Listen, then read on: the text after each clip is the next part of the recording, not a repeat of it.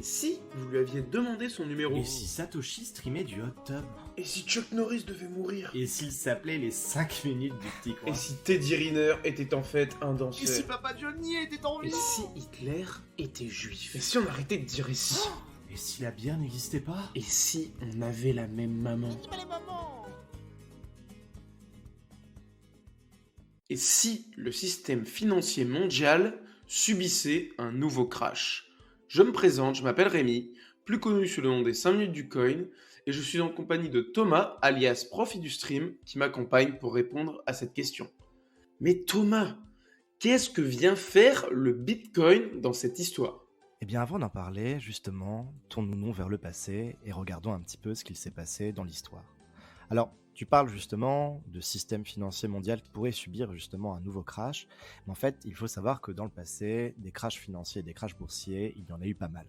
Déjà en 1929, les actions prennent près de 300% en quelques mois, un prix qui est totalement surévalué, et ce fameux jeudi noir, le Dow Jones et les marchés financiers perdent presque 50% de leur valeur. C'est notamment le début de quelque chose qui s'appelle la Grande Dépression. Et t'imagines quand même qu'à l'époque, on se battait pour avoir 300%, et que maintenant, il y en a qui pleurent pour faire des 2000% en un jour. Et c'est tout à fait correct, et c'est justement ce qui nous fait dire que en fait, tous les marchés spéculatifs sont des marchés qui sont volatiles. En 87, le lundi noir, hausse d'intérêt par la Fed, un dollar qui est totalement surévalué, des bulles spéculatives par rapport à différentes technologies, et donc par conséquent un prix qui est excessif par rapport à un certain nombre d'actifs. Le Dow Jones perd 40% de sa valeur, et la Fed a un gros rôle à jouer dans ce crash. 2008, le fameux crash lié à la crise des subprimes. Un certain nombre de prêts qui sont acceptés dans des conditions parfois pas optimales. Ah, c'est surtout des prêts qui ont été signés par des propriétaires, mais c'était des prêts à taux variables en fait. C'est ça qui a surtout mis les gens dans la merde, c'est que on leur a prêté des taux, enfin on leur a prêté par exemple à 100 000 personnes 200 000 euros à 1%. Donc là les gens ils se sont dit oh c'est cool. Et quand les banques, on est commencé à venir leur dire bah vous avez de l'argent à rembourser, ils ont fait quoi? Bah ils ont dit bah vu qu'on a plein de clients qui ont des crédits à taux variables, on va passer les taux d'intérêt de 1% à 10% et on va récupérer l'argent comme ça. Sauf que tout le monde n'était pas en capacité de payer, et c'est là que tu t'es retrouvé face à une crise financière, immobilière, et plein de gens dans la précarité. Exactement, ouais, tout à fait. Et donc du coup, derrière, une augmentation énorme des dettes d'un certain nombre d'entreprises, de personnes, de banques. Et puis on a également la fameuse histoire de la banque les Lehman Brothers qui a fait faillite et qui a impliqué derrière une chute de près de 51% du Dow Jones et des marchés financiers. Pourquoi? Tout simplement parce que la Fed et le gouvernement américain n'ont pas décidé de s'impliquer là-dedans, d'aider cette banque à ne pas faire faillite, et derrière ça a impliqué, c'est ce qu'on connaît, l'effet domino. En 2010, le fameux crash éclair, celui de la crise de la Grèce, alors manipulation des marchés, des pump and dump de folie.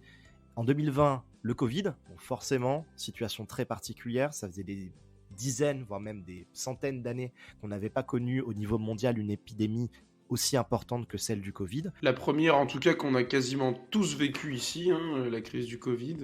Normalement, je pense que tous les auditeurs y sont passés, quoi. Je pense que tout le monde a plus de 5 ans, donc c'est bon.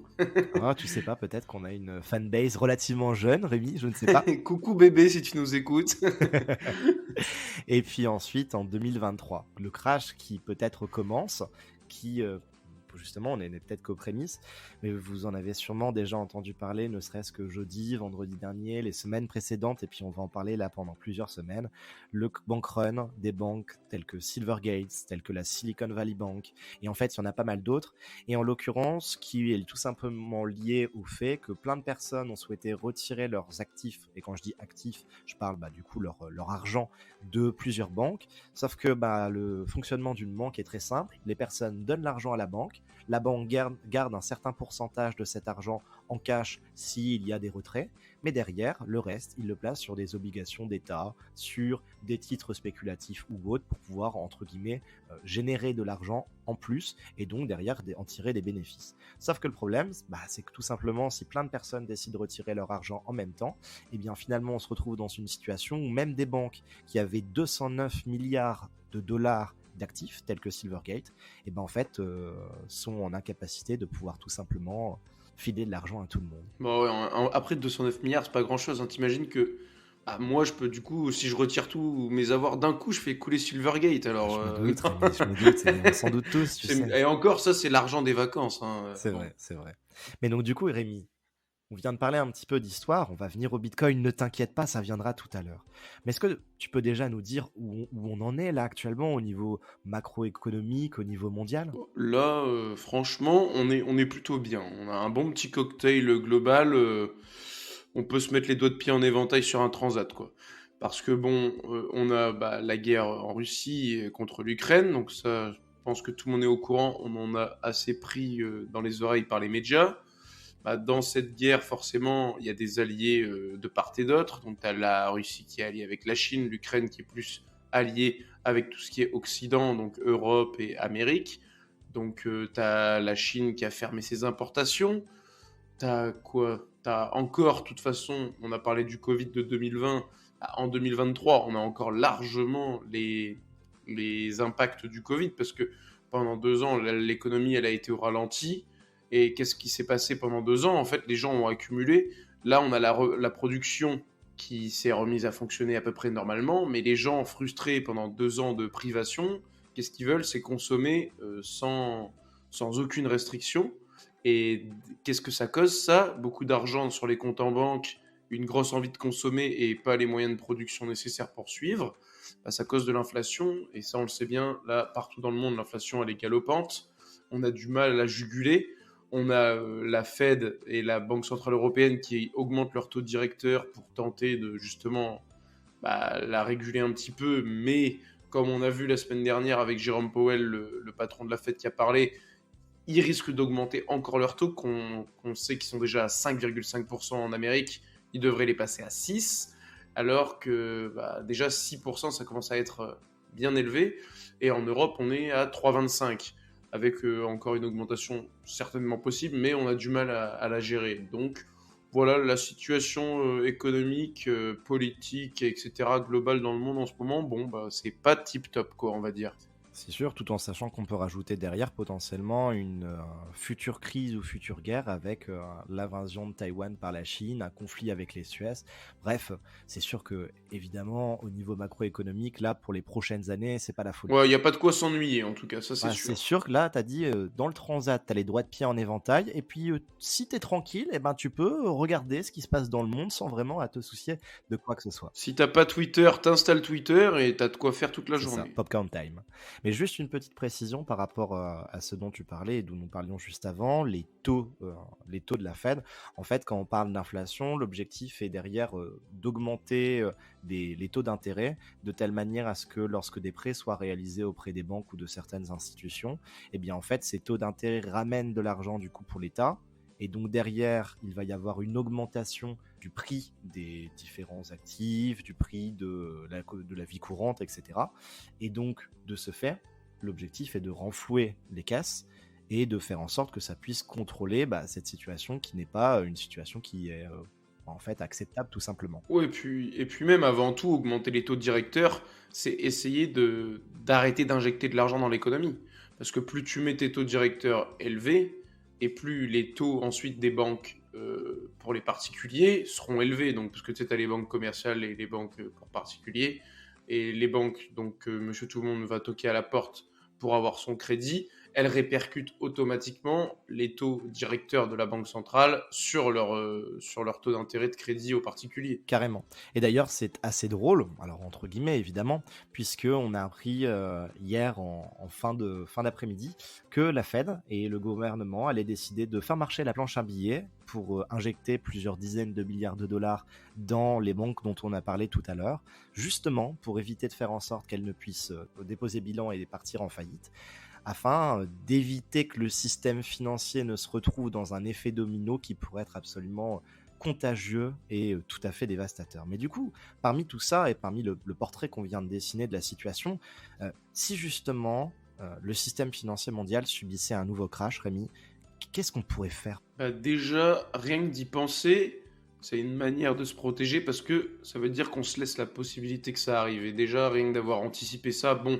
si ça arrive, on sera dégoûté, mais au moins on ne sera pas surpris. Donc déjà, dans un premier temps, déjà rien que le fait d'en prendre conscience, c'est déjà un bon premier pas en avant. Après, ensuite, comme on en a parlé en dehors du podcast avant d'enregistrer, bah, le mieux pour avoir l'esprit tranquille, c'est de se diversifier. Parce que là, on a tendance à parler Bitcoin. Alors, le Bitcoin, c'est très bien et ça peut servir à plein de choses. Après, comme le disent les youtubeurs, la phrase fétiche, ne mettez pas tous vos œufs dans le même panier, bah, ça s'applique malgré tout à tout le monde et partout. Donc, après, ça passe par de l'immobilier, acheter sa résidence principale par exemple, ou même faire de l'achat locatif. Ça passe par de la valeur refuge comme de l'or. Et c'est justement un point qui est très important, c'est le fait de libérer des actifs qui sont potentiellement risqués pour pouvoir en fait conserver des valeurs refuges. Et puis l'or, l'argent, dont on parle relativement peu, mais pourtant qui en est un, et l'immobilier ou même une devise un peu spéciale comme le franc suisse qui a tendance à pas bouger quand il y a des crashs financiers. Effectivement, c'est un point qui est vachement important. Et puis en parallèle, et puis peut-être que tu as d'autres choses à rajouter là-dessus, mais aussi ne pas FOMO, ne pas accepter des pertes totalement invraisemblables parce qu'on a peur que ça descende encore plus bas. Et en fait, au moment où on les accepte, ces pertes, bah, le marché se retourne. Ouais, donc là, ouais, là, tu parles bien plus pour du marché crypto ou action, ne pas vendre à perte inconsidérée. Après, ça reste un choix personnel parce que là, on se dit, imaginons, le Bitcoin a touché 20 000, jamais je vends parce que dans 2 ans, ça sera monté à 100 000. Mais ça se trouve, là, le mec qui a vendu à 20 000, il avait un Bitcoin par exemple, hein. Il a récupéré ses 20 000, il s'est payé une moto pour se faire plaisir ou il s'est fait un putain de resto et dans un an, il y aura une crise et le Bitcoin il vaudra 5 000 et ça se trouve il remontera à 100 000 que dans 15 ans. Donc il n'y a aucune certitude. Donc bon, il n'y a pas de mauvaise décision. Faut juste après savoir les assumer et pas avoir de regrets. Mais c'est clair que pour se prémunir en tout cas d'une crise mondiale, la bonne décision ça reste comme on l'a dit la diversification, de pas tout mettre en Bitcoin, de pas tout mettre en or, et même de pas tout mettre en investissement parce que l'argent ça sert pas non plus qu'à investir. Tout à fait. Et puis si on s'intéresse maintenant un petit peu plus en détail au Bitcoin, au prix du Bitcoin et à tout ce qui s'ensuit, concrètement dans le cas d'un crash mondial, d'un nouveau Black Swan, eh bien ce qui est certain c'est que actuellement le Bitcoin est très corrélé au marché financier. C'était peut-être moins le cas, et c'est une certitude dans les prémices du Bitcoin, mais maintenant ça l'est beaucoup. Alors beaucoup, et le Bitcoin devient de plus en plus à être résilient. Ce qu'on observe, c'est que quand par exemple, lors du crash Covid, les marchés financiers ont perdu près de 30%, et ben, le Bitcoin lui a perdu 60%, donc c'était en février 2020. Lorsque le DXY et le Nasdaq ont perdu 1,7% il y a quelques jours, justement quand on a commencé à entendre parler de la faillite de Silvergate, le Bitcoin était à moins 2,7%. Bon, en fait, forcément, il y a une corrélation. Pourquoi ? Parce que tout simplement, le Bitcoin est encore vu de la même manière que les autres cryptoactifs, est encore vu comme un actif qui est risqué. Et dans ce genre de situation, l'objectif d'investisseur est de se débarrasser un maximum des actifs risqués le plus vite possible pour pouvoir avoir de la liquidité et potentiellement investir dans autre chose, voire même pour éviter d'avoir des grosses diminutions de la valeur du portefeuille. Donc, s'il y a un crash, derrière forcément, il y aurait une chute qui serait évidente du Bitcoin.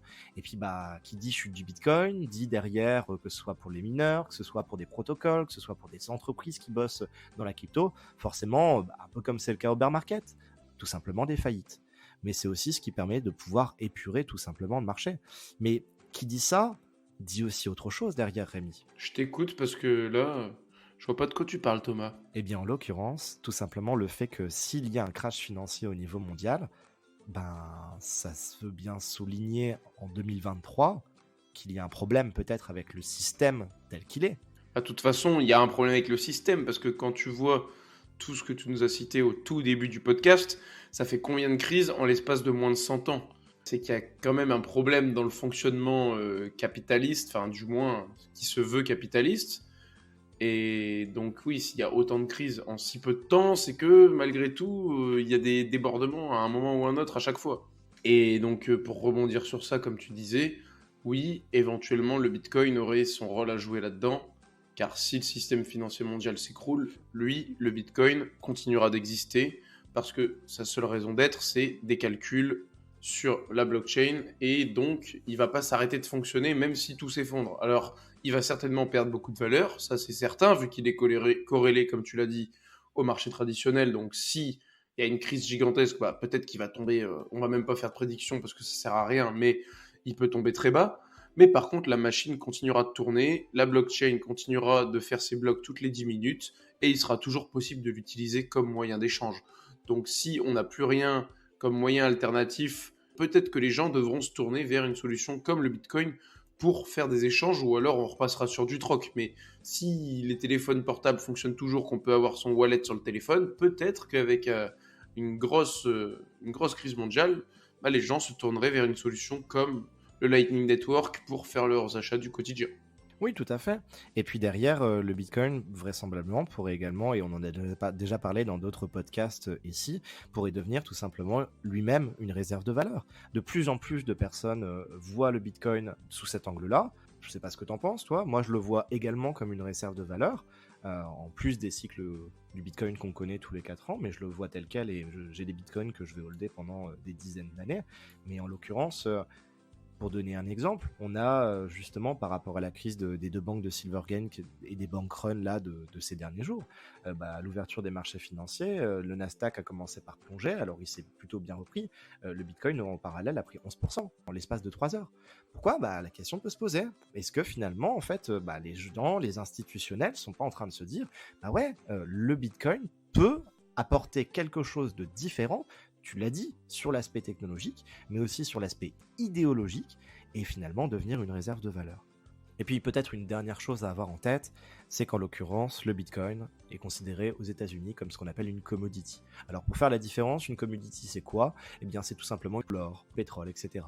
Alors qu'en parallèle, une security, c'est plutôt un actif financier dont l'objectif est derrière de pouvoir en fait tout simplement se faire de l'argent par le biais du coup de cet actif financier. Et pourquoi est-ce que ça c'est un point qui est très intéressant ?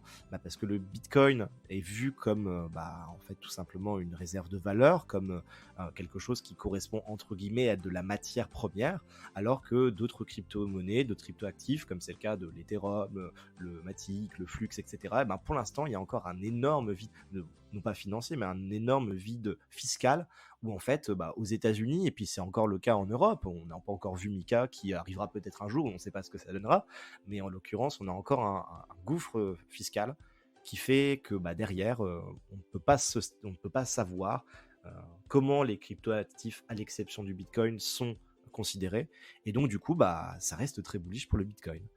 Bon, Rémi, est-ce qu'on conclurait pas là ? Ça fait quand même presque plus de 15 minutes qu'on discute de cette situation-là. Qu'est-ce que tu peux nous dire ? C'est vrai que ça fait un petit moment qu'on parle, là je commence un peu à en avoir marre. De toi, hein, pas de parler, mais juste de toi. Du coup, Pas non, gentil, si on pas doit faire une méchant, c'est pas conclusion... gentil d'être méchant. Si on doit faire une conclusion, moi je pense que c'est quand même assez simple. Avec tout ce qu'on a dit, je dirais que les crises financières, quelque part, elles sont inévitables. Il y en aura qui vont se reproduire, c'est comme ça. Le meilleur moyen de s'en prémunir, c'est de se diversifier, donc d'avoir plusieurs sortes d'actifs ou de passifs, d'acheter, donc oui, comme on a dit, de l'immobilier, de l'or, etc., même du Bitcoin, mais voilà, il faut savoir se diversifier, et surtout, quelque chose d'important qu'on a à peine effleuré, mais que, voilà, comme j'ai pu le dire, l'argent, ça sert aussi à se faire plaisir dans la vie, donc c'est bien d'en investir, mais c'est aussi bien également d'en profiter parce qu'on ne sait pas de quoi l'avenir est fait. Donc ne mettez pas non plus tout votre argent dans l'épargne, même si oui, c'est important de se construire une situation financière et de ne pas être forcément, d'essayer de se libérer de son travail. Faut aussi profiter de la vie et pas tout sacrifier pour de l'investissement. Et sur ces belles paroles, on vous dit à la prochaine.